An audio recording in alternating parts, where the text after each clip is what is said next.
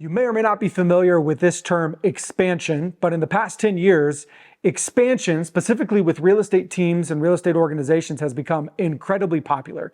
Simply put, expansion is franchising your real estate team, not just growing in one market, but you're moving to another market that might be in a different state or across the country. Right? The advantage to expanding is that you're not just limited by your local market. Now, anywhere in the United States, or quite frankly, the world, can become an area where you can grow and expand your team. If you're interested or you're thinking about expansion, would love to give you some insights and some tips that we've learned in our journey of expansion. We've had some successful expansions, like our two teams that are in Phoenix, Arizona. We've had some not so successful expansions, like attempts in Colorado Springs and in Seattle. And what we've learned through expansion is a couple things. One, the person matters more than anything else. You need a great partner that you're expanding to. Someone who is on culture, someone who is aligned, someone who trusts you, and someone that is looking for a partnership, not just a what can you give me, but what can we do together? Someone that truly views it as you are business partners in a business venture.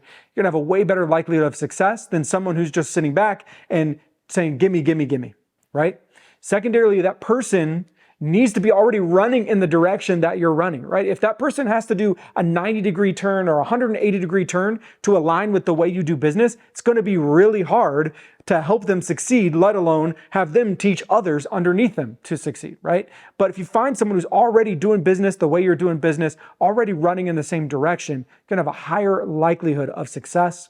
I think another part of that person is trust. It takes a lot of trust. It takes a lot of understanding each other, giving each other grace, knowing that failure is going to happen, and being able to navigate through that failure and trust each other to fix it. I think our most successful expansion in Phoenix primarily has been because the leader there has given us grace, and we failed together, and we trust each other that we're going to keep moving forward and fixing it. I would say secondarily, expansion is about the market. It is about being in a place that you believe that your marketing strategies are going to apply. If you're in a big city and then you're going to go expand to some small town, there's just some differences there that may or may not translate, right? Maybe your average price point's $500,000 and you're trying to expand to a place where the average price point is $200,000. It's going to be hard. There's going to be some unforeseen challenges. But if you can expand to a similar size metro area, similar culture with similar price points, there's a lot higher likelihood of success.